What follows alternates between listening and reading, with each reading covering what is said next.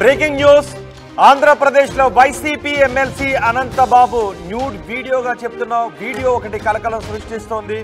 Social మీడియాలో Anantha Babu nude video అంటూ చక్కర్లు కొడుతోంది. న్యూడ్ వీడియోపై సర్వత్రా విమర్శలు వెలువెత్తుతున్నాయి. అనంతబాబుపై రంపచోడవరం ఎమ్మెల్యే మిరియాల శిరీషాదేవి విమర్శలు కూడా గుప్పించారు. ప్రజాప్రతినిధిగా ఉంటూ మహిళలను వేధింపులకు గురి చేయడం అతడికి అలవాటు అంటూ శిరీషాదేవి చెప్తున్నారు. వైసీపీలో ఉన్న ప్రతి ఒక్కరూ మహిళలే టార్గెట్గా వ్యవహరిస్తున్నారు, ఇక అలాంటి పప్పులు ఉడకవు అని చెప్తున్నారు. ఇలాంటి వారిపై జగన్ చర్యలు తీసుకోవాలని శిరీష డిమాండ్ చేస్తున్నారు.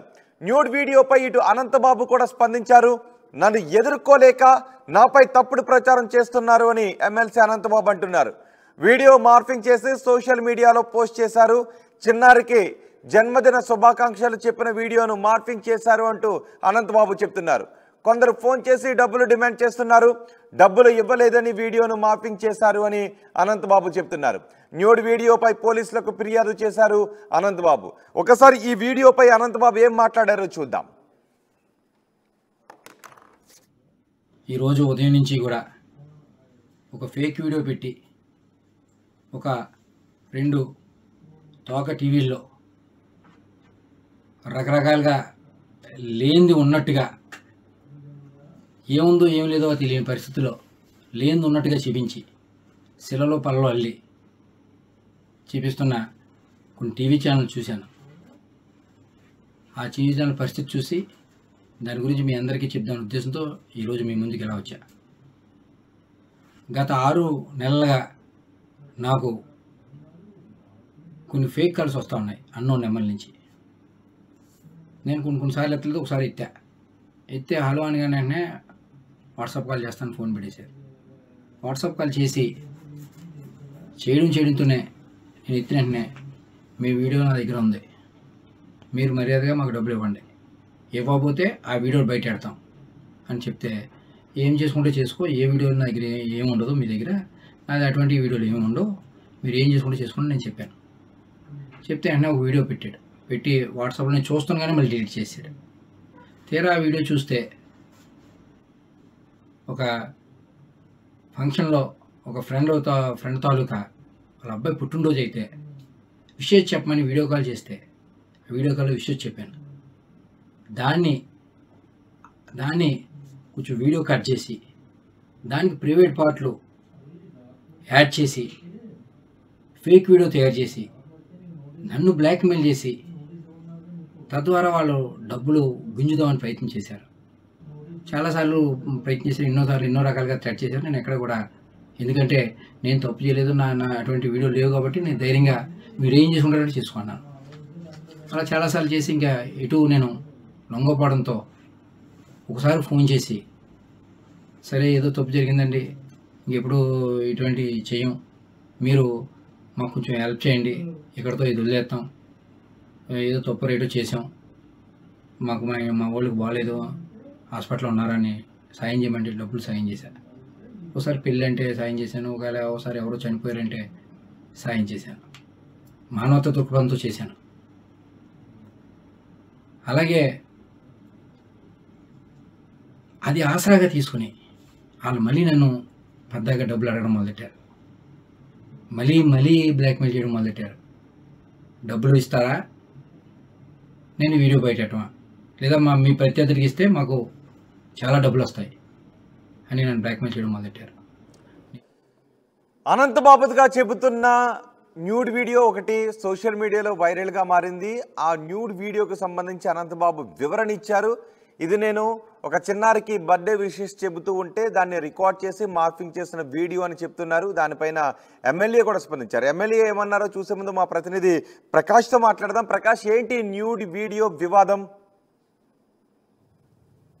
రోహిత్, ప్రధానంగా ఏదైతే వైసీపీ ఎమ్మెల్సీగా ఉన్నటువంటి అనంతబాబు గతంలో ఏదైతే దళిత యువకుడి హత్య కేసులో అప్పట్లో ఒక ఆరోపణలు ఎదుర్కొన్నటువంటి అనంతబాబు మళ్ళీ మరొకసారి తెరపైకి వచ్చారు, వివాదాల్లో చిక్కుకున్నారని చెప్పాలి. ఎందుకంటే తనకు సంబంధించినటువంటి ఒక న్యూడ్ వీడియో మొత్తం సోషల్ మీడియా అంతా కూడా చక్కర్లు కొడుతుంది. అది అంతా కూడా రాష్ట్ర వ్యాప్తంగా వివాదాస్పదం అవుతున్న పరిస్థితి ఉంది. అంటే వైసీపీ నాయకుల సంబంధించి ఈ విధంగా ఈ విధంగా వస్తుంటే అందులో ఎమ్మెల్సీ అనంతబాబు కూడా రావడం ఇప్పుడంతా కూడా చర్చనీయాంశంగా మారింది. తనకు సంబంధించినటువంటి ఒక వీడియో, అతను సెల్ఫీ వీడియో మాట్లాడుతున్నటువంటి వీడియో అంతేకాకుండా తను సెల్ఫీగా మాట్లాడుతూ మరొక ప్రైవేట్ పార్టీలు చూపిస్తూ ఉన్నటువంటి ఒక వీడియో రావడం అసభ్యకరంగా ఉండడంతో దీనిపై చర్చనీయాంశంగా కానీ పలు విమర్శలు కూడా గుప్పిస్తున్నటువంటి పరిస్థితి ఉంది.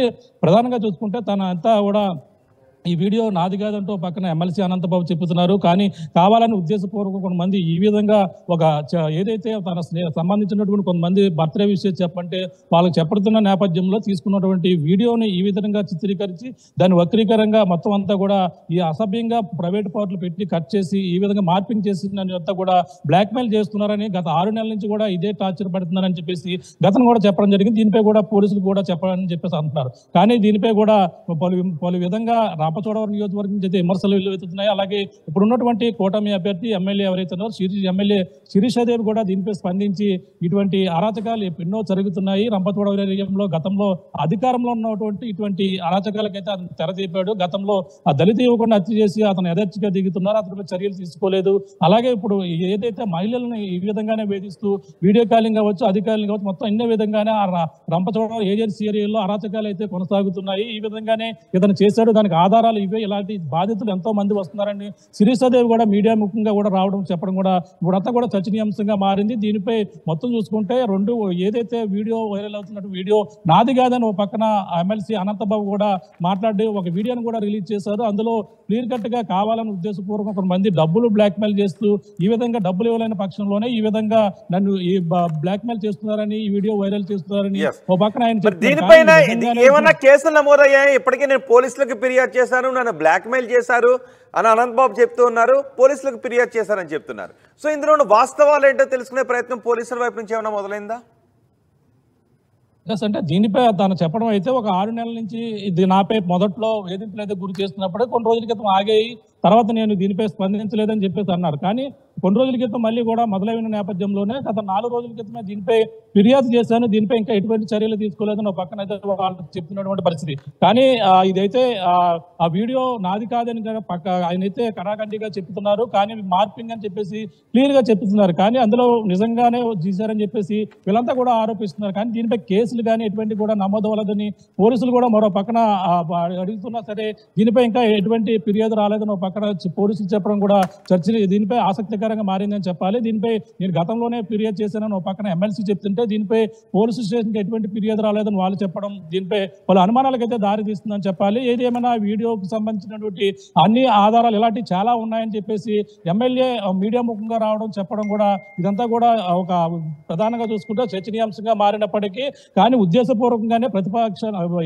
అధికారంలో ఉన్నటువంటి నాయకులు ఈ విధంగా ట్రాప్ చేసి నన్ను ఈ విధంగా ఎదుర్కోలేక ఈ విధంగా చేశారని ఒక పక్కన ఎమ్మెల్సీ అనంతబాబు చెప్తున్నారు. దీనిపై కూడా ఇరువురి మధ్య కూడా మొత్తం రాష్ట్ర వ్యాప్తంగా కావచ్చు ఇప్పుడు ఉన్నటువంటి నియోజకవర్గంలో చర్చనీయాంశంగా మారుతున్నటువంటి పరిస్థితి ప్రధానంగా ఉంది చెప్పాలి. రోహిత్ రాడి ప్రకాష్, ఆంధ్రప్రదేశ్లో YCP MLC Anantha Babu nude video అంటూ ఒకటి కలకలం సృష్టిస్తోంది. సోషల్ మీడియాలో చక్కలు కొడుతోంది వీడియో.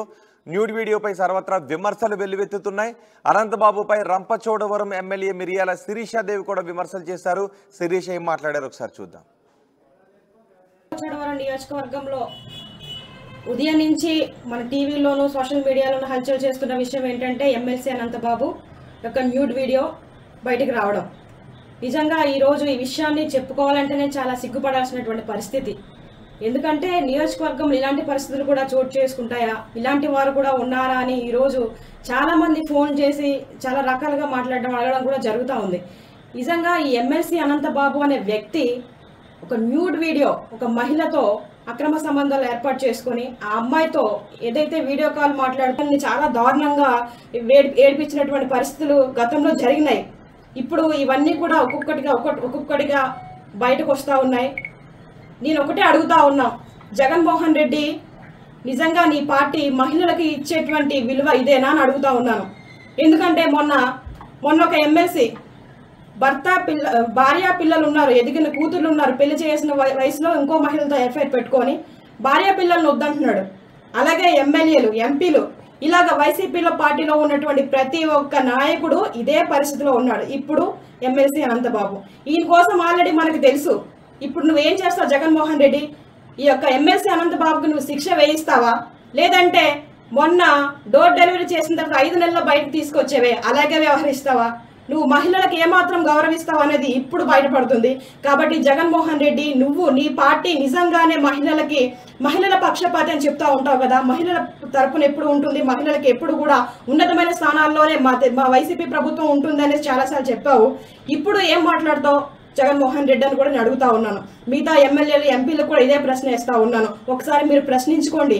టీడీపీ కార్యకర్తల్లో ఉన్నటువంటి నాయకులు ఆ విధంగా వ్యవహరిస్తా ఉన్నారా, లేకపోతే వైసీపీ పార్టీలో ఒక పదవి మోహంతో ఏ విధంగా వ్యవహరిస్తా ఉన్నారు మీకే కళ్ళకు కట్టినట్టు కనబడతా ఉంది. ఈ రోజు నిజంగా సమాజం సిగ్గుతో తలదించుకోవాల్సిన పరిస్థితి. ఇలాంటివి చూడాలంటేనే భయంకరంగా ఉన్నాయని చాలా మంది చెప్తా ఉన్నారు.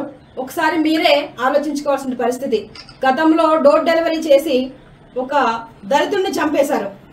అది కూడా ఒక మహిళ వల్లే ఆ వ్యక్తిని చంపారన్న విషయం కూడా మా అందరికి ఇప్పటికీ చాలా మందికి తెలుసు.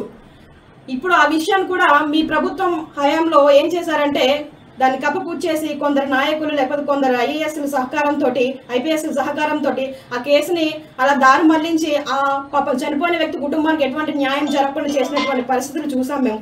ఇప్పుడైనా సరే ఇతని వెనకాల అనుచరులుగా ఉండి 12 మంది వరకు అనుచరులు ఉన్నారండి. ఎలా అంటే ఈ అనంతబాబు ఏది చెప్తే అది చేస్తారు. వాళ్ళని దగ్గరికి వెళ్ళి డబ్బులు తీసుకోరండి అంటే వాళ్ళు వెళ్ళి తీసుకొస్తారు. ఇతను వెళ్ళాడు ప్రత్యక్షంగా, పరోక్షంగా అతని యొక్క అనుసరులు. ఇలాగా మన రంపచోడవరం నియోజకవర్గంలో ఇంచుమించుగా 12 మంది వ్యక్తులు ఉన్నారు. వాళ్ళ పేర్లు కూడా నా దగ్గర ఉన్నాయి. ఏదైతే ఈ దళితుడు చంపేసినటువంటి కేసు ఉందో అందులో ఆ కాకినాడ బీచ్ లో 12 మంది వరకు కూడి ఆ అబ్బాయిని చాలా చిత్రహింసలు పెట్టి ఇసుకలో తొక్కేసి అంత దారుణంగా చంపినప్పటికీ కేవలం ఒక వ్యక్తి పైన కేసు నమోదు చేశారు. ఎంత తప్పండి అది?